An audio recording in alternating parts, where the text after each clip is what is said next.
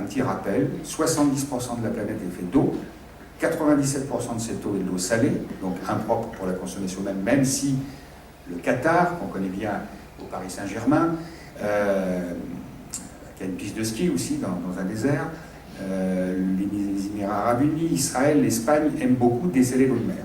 Sauf que le sel qu'on extrait, qui n'est pas du sel de table, on le rejette en pleine mer parce que si ça file dans les nappes phréatiques, ce serait une très mauvaise chose.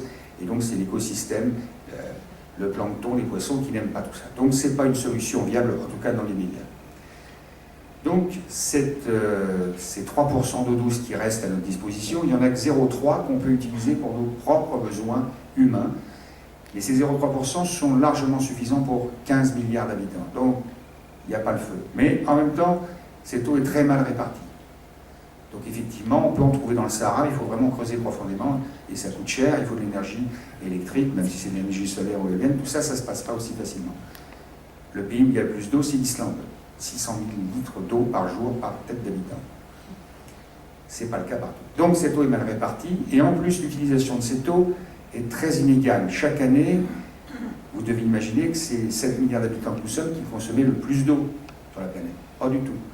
C'est 7 milliards, enfin en fin de compte 6 milliards, parce qu'il y a 1 milliard d'habitants qui n'ont pas accès à l'eau potable ou à une eau très mauvaise de qualité. Non, ils consomment 10% environ. C'est l'agriculture qui consomme le plus, 70%, et l'industrie 20%. Pour une voiture, vous voyez, de rien du tout à une voiture complète, c'est 400 000 litres d'eau qu'il faut.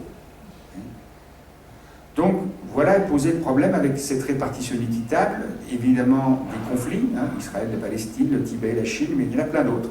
Tout ce qui est fleuve transfrontalier, ceux qui sont en amont, évidemment, prélèvent de l'eau, et ceux qui sont en aval, évidemment, en ont moins, et donc il y a un problème de survie derrière qui se passe. Voilà les problèmes géostratégiques qui se posent. L'eau, c'est la vie, l'eau, c'est la paix, mais c'est aussi beaucoup de conflits. Et en tout cas des conflits qui vont certainement, avec le réchauffement de la planète, pas s'arranger du tout, puisque le niveau de la mer va augmenter, et donc la nappe phréatique va se saliniser encore plus.